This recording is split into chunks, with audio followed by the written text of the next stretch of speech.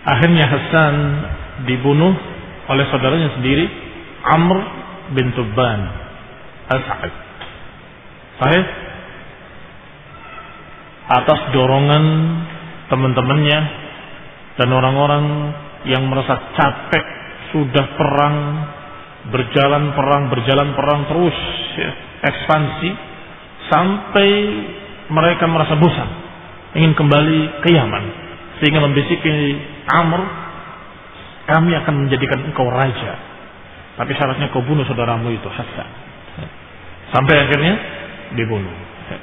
Tetapi setelah pulang ke Yaman, Amr ibn Tubban As'ad beberapa lama nggak bisa tidur sama sekali, sampai dipanggil segala macam dokter, dukun, segala macam kuhan wal arrafin, semuanya nggak bisa ngobati.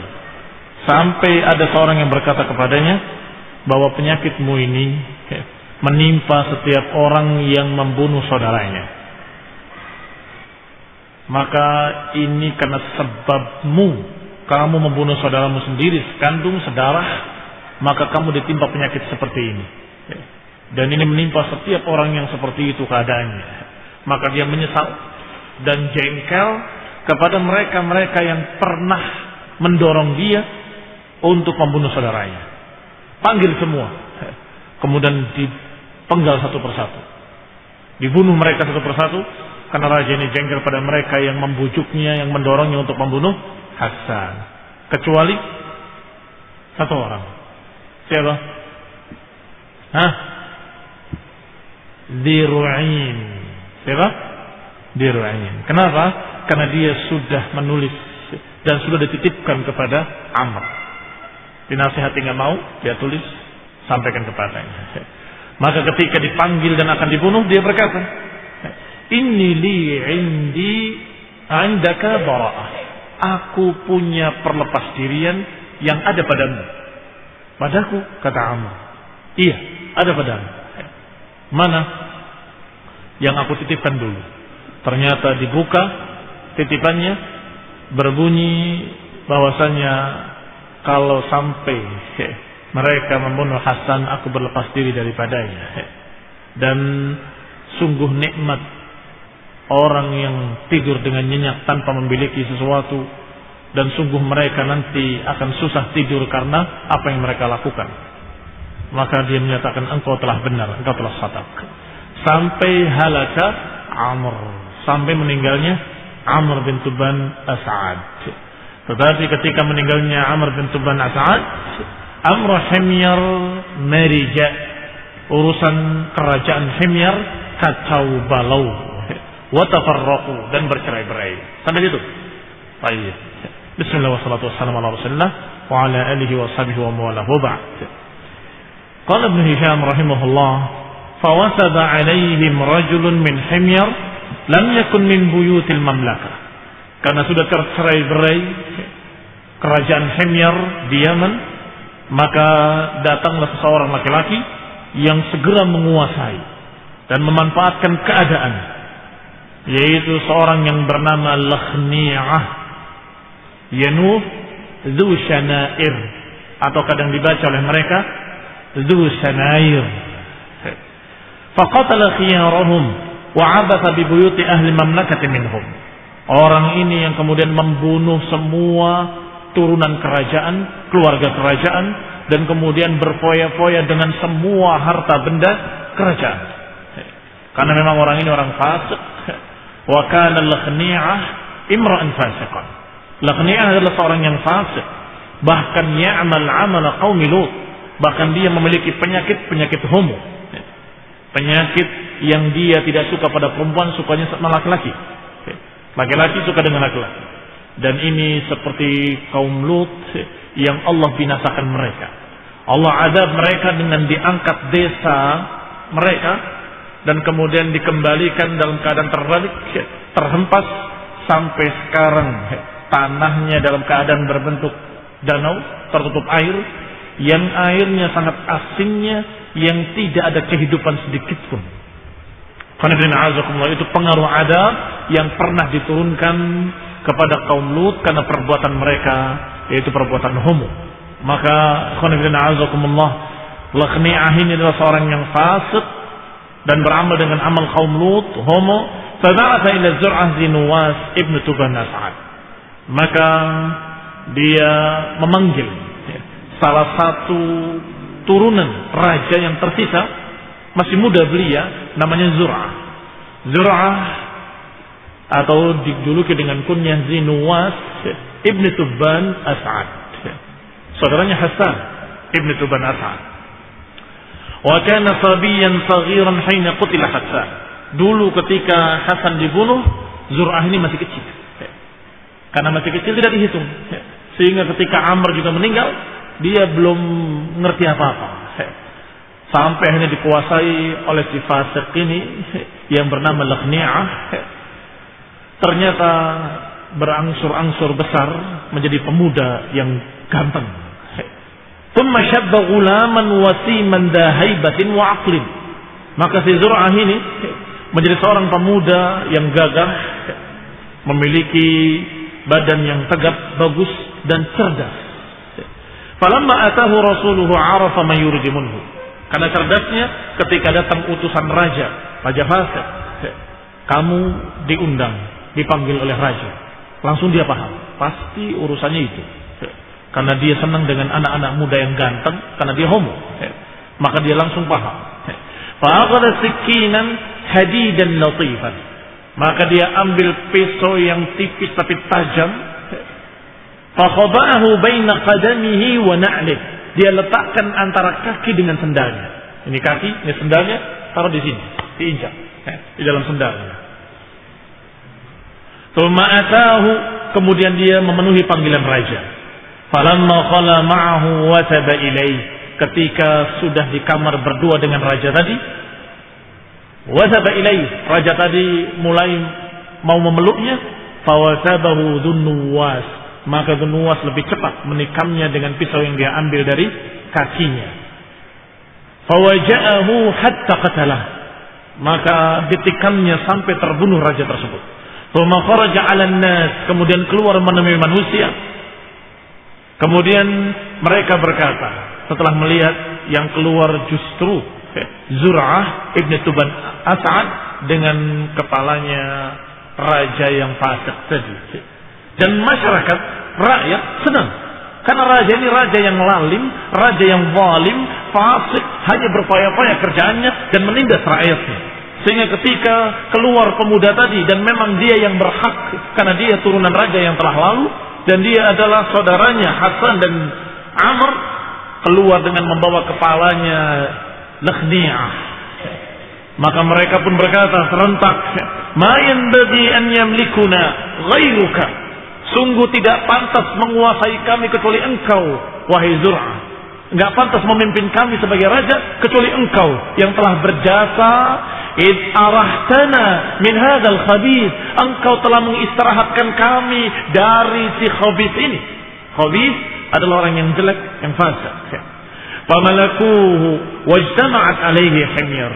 Akhirnya masyarakat pun bersatu kembali di bawah pimpinan seorang raja yang memang dia turunan dari yang sebelumnya, yaitu Zur'ah ibn Tuban As'ad. Fajtama'at alaihi himyar wa qabailul Yaman.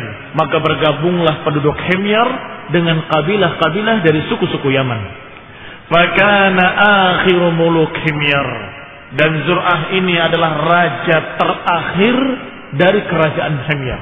Karena setelah itu akan kalah. Wa huwa sahibul ukhdud. Dan dia juga yang terjadi kisah padanya, yaitu kisah Ashabul Ukhdud. Faqama fi mulkihi zamanan. Dia berkuasa di Yaman sebagai raja Himyar sekian zaman. Kemudian dikisahkan, wa kana bi Najran baqaya min ahli dini Isa ibn Maryam. Sedangkan di dekat Yaman atau di pinggiran Yaman ada desa yang bernama Najran. Najran ini diisi penduduknya adalah orang-orang dari sisa-sisa agama Nabi Isa ibn Maryam alaihi wassalam.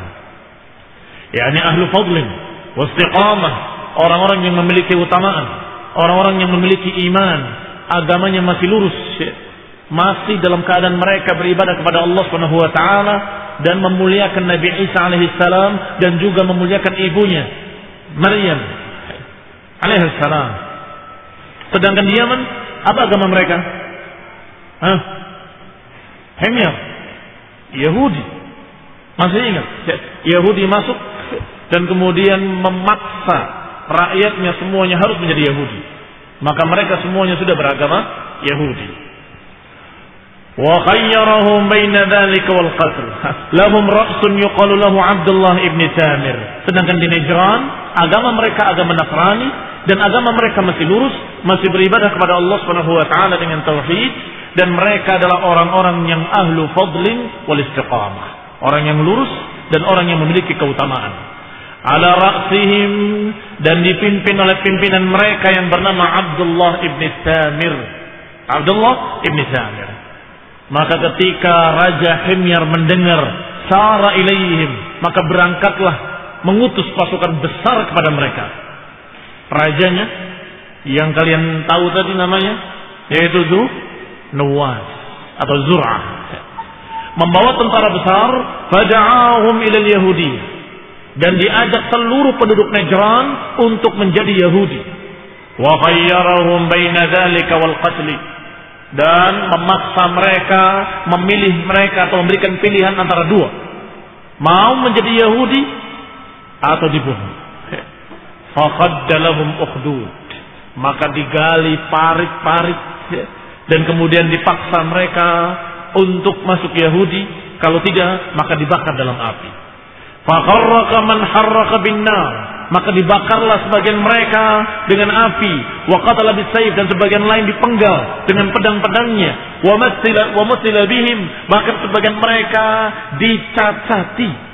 Ini bukan hanya dibunuh, tetapi dipotong tangannya, dipotong telinganya, dipotong hidungnya. Hatta qutila minhum qariban min 20,000, hingga terbunuh di kalangan mereka hampir 20.000 orang, dibantai habis oleh pasukannya Nuwas. Fafidi Nuwas dzalika wa junudihi anzalallahu ta'ala ala rasulih. Maka kisah inilah yang diisyaratkan oleh Allah Subhanahu wa taala, yang Allah turunkan wahyunya kepada nabi kita Nabi Muhammad sallallahu alaihi wa ala alihi wasallam. Allah katakan qutila ashabul ukhdud an-nari dzatil waqud idhum 'alaiha qu'ud.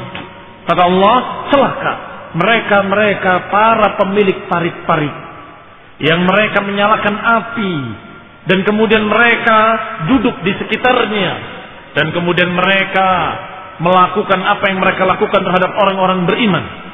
Kata Allah, dan Allah menyaksikan perbuatan-perbuatan mereka.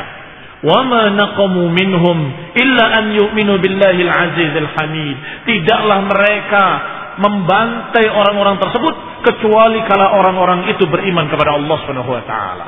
Kata Allah, tidaklah mereka membantai, membunuh, membakar, mencacati, memotong hidungnya, memotong tangannya, memotong telinganya. Semua itu mereka lakukan, tidak ada kesalahan kaum Najran. Enggak ada kesalahan mereka kecuali mereka beriman kepada Allah Subhanahu wa taala dan tidak mau menyekutukannya dengan sesuatu apapun. Wa yuqalu kana fi man qatala Nuwas Abdullah ibn Tamir. Dan dikisahkan pula di antara yang terbunuh adalah Abdullah ibn Tamir, pemimpin mereka. Ra'suhum wa imamuhum, pimpinan mereka dan imam mereka. Adapun di dalam Sirah Ibnu Hisham, ini kan tahdzib, ringkasan Sirah Ibnu Hisham. Di dalam Sirah Ibnu Hishamnya dibahas lebih panjang bahwa Abdullah bin Tamir adalah seorang yang saleh, dan dia setiap berbicara orang lain langsung mendengarnya dan memahaminya, langsung berubah.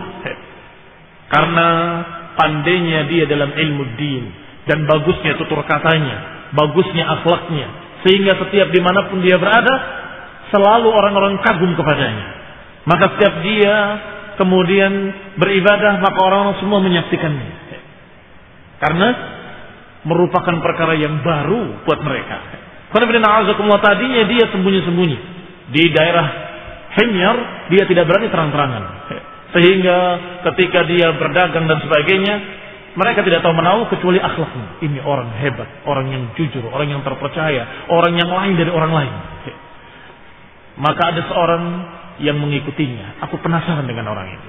Ternyata ketika dia sampai di balik bukit, dia melihat dia sedang beribadah, berdiri, ruku dan sujud kepada Allah Subhanahu wa taala. Dia tunggu sampai ketika ada ular yang akan menekannya dari belakang, dia tetap dalam keadaan khusyuk. Maka orang yang ngintip tadi itulah yang kemudian bersegera turun dan menikam ular tadi. Jangan sampai orang ini mati.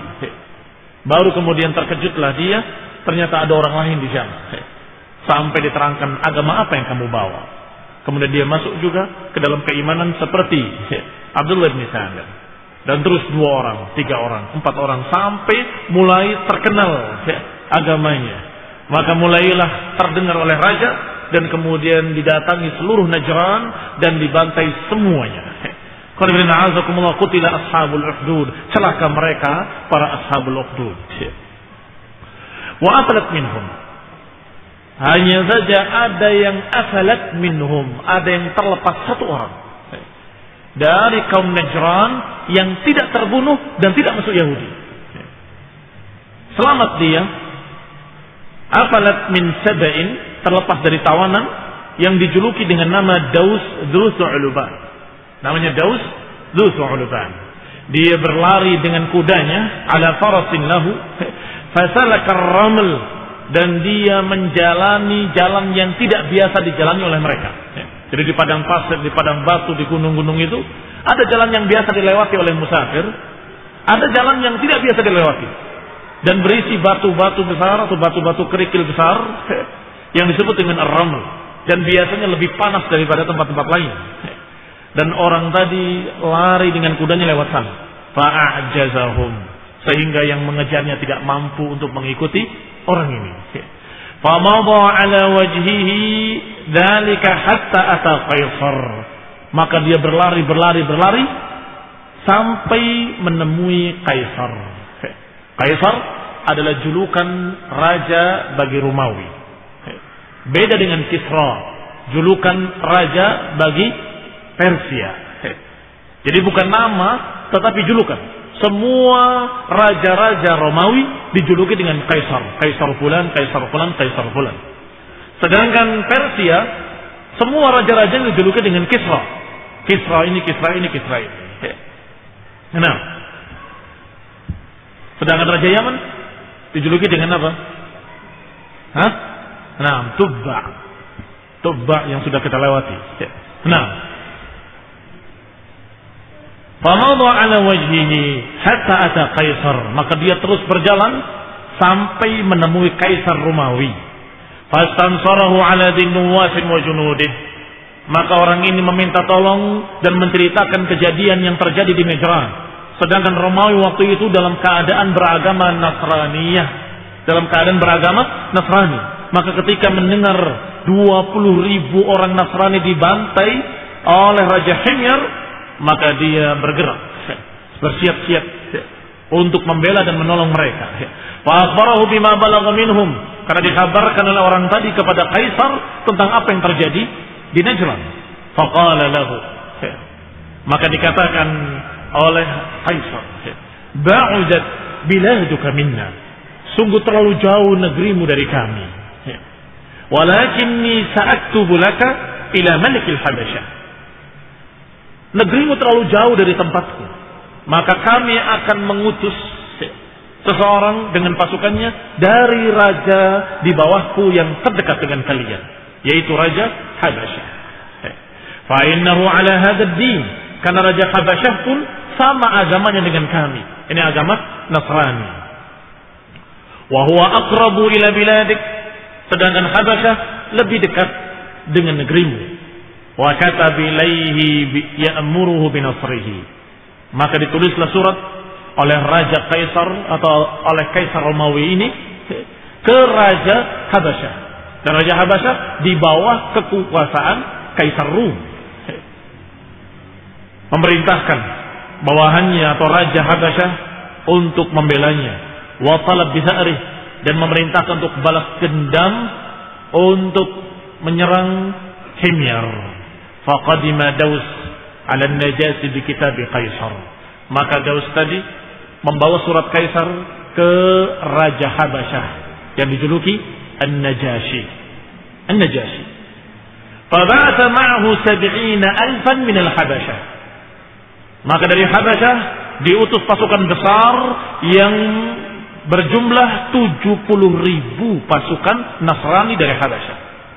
Wa ammarahum 'alaihim rajulan minhum, yang dipimpin oleh seseorang yang dijuluki dengan panggilan nama Aryab. Aryab.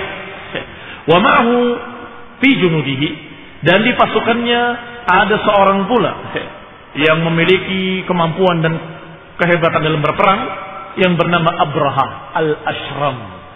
Berarti yang memimpin Aryab. Tetapi dalam pasukannya ada seorang yang bernama Abraha. Farakiba Aryab al-bahra hatta nazala bi sahilil Yaman. Maka berangkatlah Aryab membawa pasukannya di pinggiran pantai Yaman. Wa ma'ahu Daus dzu Thu'luban. Yang bersamanya sebagai penunjuk jalan Daus dzu Thu'luban. Siapa Daus? Yang terlepas dari pembantaian Najran, lari ke Kisra.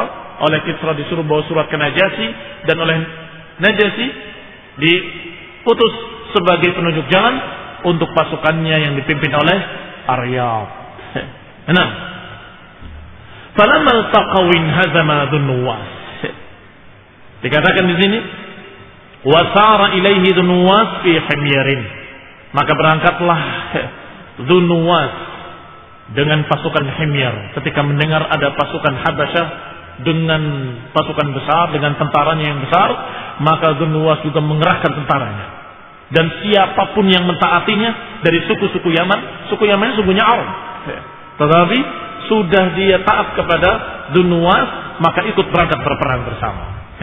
Falammal taqaw, maka ketika bertemu dua pasukan besar, pasukan Himyar dengan Dzunnuwas dengan pasukan Habasyah yang dipimpin oleh Aryab, maka bertempurlah keduanya. Falamma taqaw hazama Dzunnuwas wa ashabuhu, maka ketika bertempur kalahlah Dzunnuwas dengan pasukannya. Berarti yang kalah adalah pasukan Himyar. Berarti yang menguasai di Yaman sekarang siapa? Naam, la yansuranna ardakumul Habash, kata si dukun kemarin. Kalian akan dikalahkan oleh Habash. Ini dimaksud Habasyah, pasukan Habasyah. Falamma ra'a Dzunnuwas ma nazala bihi wa biqaumihi wajjaha farasahu fil bahr. Maka Dzunnuwas ketika melihat pasukannya kalah dan pasukannya pontang-panting berantakan, maka dia pun lari dengan kudanya sampai ke lautan. Tsumma darabahu fadakhala bihi faqada bihi dahdah al-bahr. Maka dia lari terus ke lautan dan kudanya sudah mulai tidak bisa berlari, masih dicambuk lagi untuk berlari ke tengah lautan. Hatta afdha bihi ila ghamrihi, sampai dia tenggelam bersama kudanya dalam lautan. Fa adkhalahu fi wa kana akhirul ahdi bihi, dan itulah akhir perjalanan Dzunnuwas, bahkan akhir perjalanan Raja Himyar. Maka dengan matinya, bunuh dirinya orang ini, berakhir sudah kerajaan Himyar, berganti dengan kerajaan Habasyah. Wa dakhala Aryatul Yaman famallakaha. Maka pasukan Habasyah yang dibimbing oleh Aryab menguasai Yaman dan menjadi raja Yaman. Faqama Aryab bi ardil Yaman sinin fi sultani dzalik. Maka dia memimpin Yaman dan menjadi raja Yaman bertahun-tahun. Tsumma naza'ahu fi amril Habasyah bil Yaman Abraha. Maka pada suatu hari mulai diganggu kerajaannya oleh bawahannya yang bernama Abraha. Abraha al-Habashi hatta tafarraqat al-Habasyah 'alaiha. Mulai dihasut hingga sebagian tentaranya ikut Aryab dan sebagian tentara ikut Abraha. Fanhaza ila kulli wahidin minhuma ta'ifatun minhum. Maka mulai merapat masing-masing kelompok kepada pemimpinnya. Satu golongan mengikut kepada Aryab, satu golongan merapat kepada Abraha. Thumma thara ahaduhuma ila al-akhar dan kemudian satu kelompok dengan kelompok yang lain saling bertikai sampai hampir berperang. Falamma taqaraba an-nas arsala Abrahatu ila Aryab. Ketika sudah mulai genting dan hampir terjadi pertempuran yang sama-sama dari Habasyah, pertempuran yang sama-sama dari orang-orang yang diutus oleh Kaisar, mulai Abrahah berkata, mengutus utusannya untuk menyampaikan pesan. Innaka la tasna' bi an talqa al-habasyatu ba'daha bi ba'd hatta tafniha syai'an. Engkau jangan melakukan hal yang gegabah yang akan menyebabkan perpecahan pasukan Habasyah,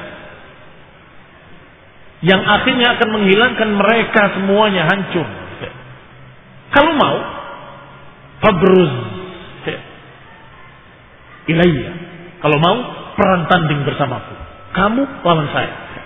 Kalau kamu yang menang, semua pasukanku ikut kamu. Dan kalau saya yang menang, semua pasukanmu harus taat padaku. Tidak ada korban kecuali imma kamu dan saya. Ini ide dari Abrahah agar tidak terbantai pasukan Habasyah sebagian dengan sebagian yang lain. Qala fa ayyuna asaba sahibahu ansarifu ilaihi junduh. Maka siapapun yang terbunuh dari kita berdua, maka tentaranya bergabung dengan yang menang. Fa arsala ilaihi Aryab. Maka Aryab membalas suratnya, membalas utusannya dengan jawaban, ansafta, engkau telah berkata bijak. Usulanmu sangat bijaksana. Fa kharaja ilaihi Abraha wa kana rajulan qasiran lahiman. Maka terjadilah perang tanding antara dua orang ini, disaksikan dua pasukan tentara. Pasukan tentaranya Aryab dan pasukan tentaranya Abraha.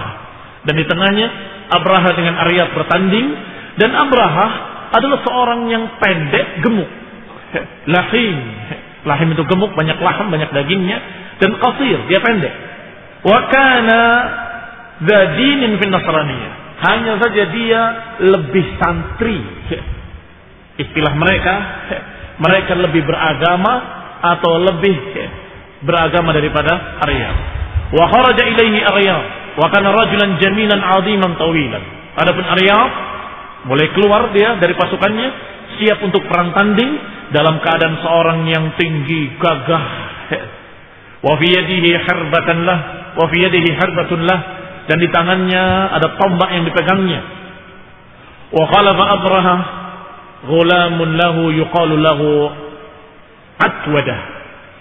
Tetapi Abraha punya budak yang setia membelanya dan diletakkan di belakang.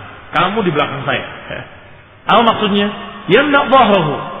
Dia melindungi punggungnya, jangan sampai ada yang membunuh dari belakang. Kamu lindungi saya dari belakang. Fa rafa'a Aryab al-hirbah fa daraba Abraha.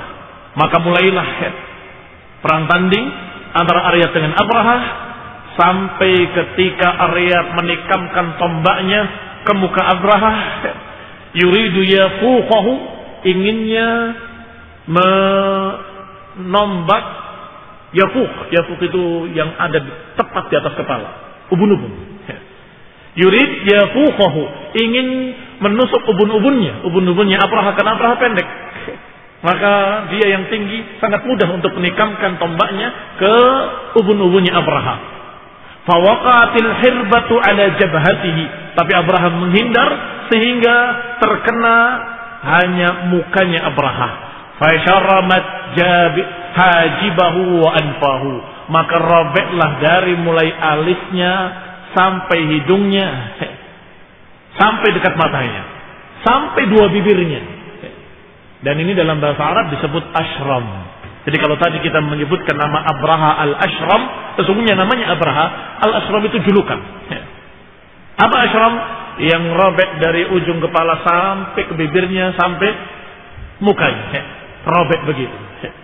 Ketika Abraha menghindar dan robek mukanya, dari belakang Atwadah langsung menikam Aryab, curang, langsung menikam Aryab dari belakangnya. Faqatalahu, maka terbunuhlah Aryab. Wansarafa jundu Aryab ila Abraha Maka tentaranya Aryab mau kemana lagi kalau bukan mengikuti Abraha? Fajtama'at alaihi al-habasyatu bil Yaman. Maka ketika itu bersatu kembali pasukan Habasyah, dan kali ini dipimpin oleh Abraha al-Ashram. Nah, Allah taufiq wal afiyah. Kita lanjutkan insyaallah pada kisah mendatang billahi taala. Kalau kalian ingat lanjutannya atau kalian ingat apa yang hari ini. Kalau lupa enggak bisa dilanjutkan. Mafhum syarat? Paham syaratnya? Nah, barakallahu fiik.